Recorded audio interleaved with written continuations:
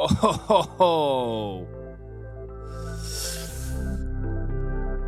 oh man. Before we get into learnings, number one from the week, we got a learning right now. I forgot to press fucking record on my goddamn mic, so I just recorded this whole segment. I wasn't recording the mic. Cheers to learnings. Well, maybe second time around this will be much better. Welcome to the show. I normally say hello, friends, but I recently realized that I think I naturally just stole that from one of my favorite podcasters. He says that occasionally, and it felt good. But yeah, I think I just pulled it from him. So we're working on a new intro, maybe team. Nope, that doesn't feel right. Okay, well, we're going to try some different things. And if you have any ideas on how I greet you every week, it's an important one. So we'll get there. Learning number one from the week, this process of reinventing yourself. So I wrote in my journal yesterday a paragraph on this place that I find myself. It's the in-between from your old self to your new self, what you could call your old identity and your new identity. In that middle ground is a lot of vulnerability and challenges and growth. Let me read you this and then we can dive in. You must be willing to go dark, to leave behind validation, to embrace the long game. To live with patience is easier said than done, especially when your old life was built around dopamine hits, stimulation, and constant validation-seeking behavior. In the pause and in the stillness is so much growth, wonder, curiosity, and most importantly, clarity. It's the process of reinvention, pushing yourself into uncomfortable places to grow, to rebuild. The only constant in life is change. That last line was from one of my favorite storytellers and filmmakers in the world, Sam Kolder. On one of his recent videos, somebody kind of came out his new style and said something along the lines of, I miss the old Sam Kolder. And his reply was just this quote, the only constant in life is change, with a smiley face. And I was like, yes, my guy. To me, that is beautiful. I think, it perfectly encapsulates this idea of pushing yourself out of your comfort zone into a new chapter of you. And as a society, I don't know that we always applaud this because there's a lot of judgment when people step out of like their current shell. It's kind of like if you grow out of your shell as a turtle and you're kind of looking for your new shell, you're like very vulnerable. And that's the in-between phase of like finding that new identity and pushing yourself outside of your comfort zone, whether it be like value-wise, professionally, personally, socially. And I think it's a really interesting one. I think it's so important that this fall, I want to host a dinner experience around the process of reinvention as a way to encourage people into embracing this more. It's something that, in my opinion, if you feel at your core like there is change necessary within and you push that away, later in life, that's when you're like, oh shit. Like I've put off this part of myself that I knew was there. And that's when you have that midlife crisis, when you don't do the work because you were scared of what other people thought or what you might discover about yourself. But instead of running away, it's like staring at it in the mirror and saying, no, I'm ready for this battle. And you know what? Like I will grow into a new version of myself through this process. So those thoughts from yesterday, mostly things that I've learned or seen from other people, but in this place, I feel now more than ever, you have to learn to love this part. It's not easy to love being vulnerable, to love being in solitude, and to be lonely. Anyway, challenge from this week. And I don't know that this is necessarily like a challenge, but it's something that's come up. So last week I said it was the hardest day of the podcast. This week, I could easily say it was the best day of the podcast. One of the nights, I think it was Friday night, was the happiest I've been in a long time. A lot of it was driven by some professional wins that kind of came at the same time. And what I realized is labeling things good or bad is never like a smart place to come from. Like my day was really shitty. My week was really shitty. It's like, well, you don't really know, like sure, some things might have happened that you weren't excited about, but in the long game, a lot of times we think things that were shitty end up being like blessings in disguise and vice versa. Like wins that we might think were great, could be misfortunes. So an important story that I'm going to read you on this topic is from Alan Watts. He was a philosopher that had a bunch of these banger stories. This one's called The Chinese Farmer's Story. Once upon a time, there was a Chinese farmer whose horse ran away. That evening, all of his neighbors came around to commiserate. They said, "We are so sorry to hear that your horse has run away. This is the most unfortunate news." The farmer said, "Maybe." The next day, the horse came back, bringing 7 wild horses with it. And in the evening, everybody came back and said, "Oh, isn't that lucky? What a great turn of events. You now have 8 horses." The farmer again said, "Maybe." The following day, his son tried to break in one of the horses, and while riding it, he was thrown off and broke his leg. The neighbors then said, "Oh, dear, that's too bad." And the farmer responded, "Maybe." The next day, the conscription officers came to conscript people into the army, and they rejected his son because he had a broken leg. Again, all of the neighbors came around and said, "Isn't that great?" The farmer said, "Maybe." The whole process of nature is an integrated process of immense complexity, and it's really impossible to tell whether anything that happens in it is good or bad, because you never know what will be the consequence of the misfortune, or you never know what will be the consequences of good fortune. One thing for sure is that life is uncertain.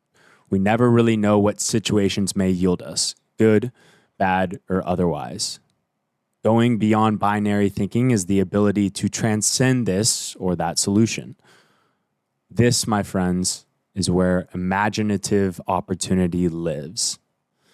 And I've caught myself head down, just like so focused on day-to-day challenges and wins and being like, assigning a label to either winning the day or losing the day. And that's really not the right way to approach life in general.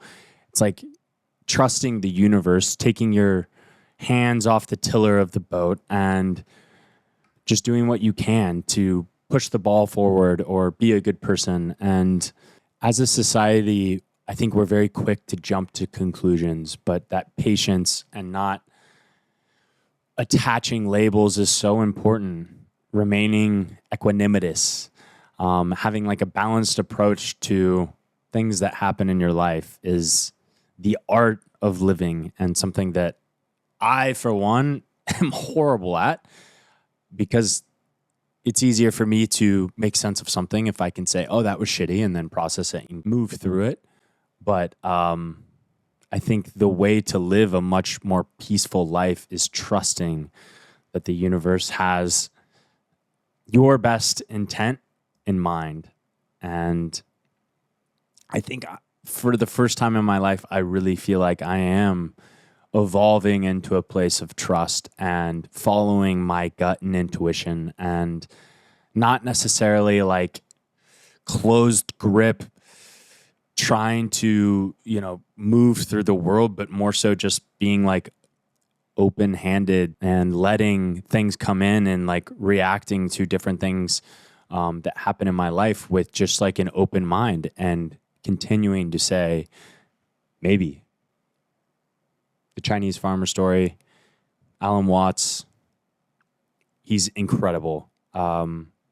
Buddhist philosopher. Dig into his work. I'll link some of his stuff. Okay. Wins from the week, accountability partner. So this is twofold. Number one, I mentioned 24 days ago that I was going to start this practice of trying to meditate 20 minutes a day. Meditating every day has been a challenge for me for a long time. And I just started immediately sending my mom a picture of me finishing my 20 minutes and getting like this little check mark on Insight Timer. And it became like this fun little routine where at the end of every day or whenever I finish my meditation, I would send it to her. And she's been my accountability partner in it. So instead of me just like relying on myself all the time, it's kind of fun to have this partner in it. And I think that goes for any goal. Having somebody to share those wins and challenges with is really important. And I find it, for me personally, when I have someone else that is in the loop, be it family, friends, or even just the public, I'm much more disciplined. And maybe that's something I need to work on. But I think having an accountability partner is a key to unlock some discipline, depending on how you're wired. The other part of this, 8 months ago, I tore my knee in a soccer game. It was the most insane experience I've ever had. It was for a number of reasons that I won't get into right now. But the long story short is it was like 4 months of therapy. And very quickly after, I had always thought of running the New York City Marathon. And I was like, next year's the year. Like, I want to challenge myself to get out of this place and not only run the New York City Marathon, but challenge myself to run it at an unreasonably fast pace for me. And you might say, like, why? Why the fuck would you do that? And it's a fair question. But to me, this year, my intention was pushing my mind and my body to the extreme so that I could prove to myself that with two variables, I could do hard things. Those two variables being consistency and hard work. And when you realize that running a fast pace and finishing the New York City Marathon is just like an outcome, and that the real work exists between now and then and showing up every single day to push your body and push your mind to be in a position to potentially reach that outcome, the work is now, not November 2nd. And that with any goal, right, it's never the outcome. To me, it's like the work that leads you to that outcome that is really the invigorating part. Objectively, there's going to be hundreds of people that finish the race before me, but it's the same reason I wanted to do a Vipassana and sit down for 11 hours a day, 10 days straight, because in my mind, I was like, that sounds really challenging and I think I can do it, but I want to push myself to that place because I think I will discover things about myself in that process. And now, more than ever, I feel like that's how I want to live life. That to me is a life worth living, not like what I used to live by, which was like a lot of pleasure. Now it's like I find satisfaction, like true satisfaction in pushing my mind and becoming a new person through the process of trying to reach a goal. And I'm sure, like, yeah, if I finish sub 3 hours, like that will be like a crazy sick feeling and I'll celebrate it. But to the point of Scotty Scheffler last week, it's like those wins are fleeting. Like what really matters is like becoming that person in the process. So anyway, I also feel like the marathon, just as a side note, is less about just like the physical exertion and the physical challenge. It's like a representation of this chapter of life for me of the Vipassana, the in-between phase that I'm talking about of old identity and new identity. And it makes me like very emotional to honestly think about. Like yesterday on my run, it's like the longest run I've had in a while. And I felt like a sense of like wanting to cry.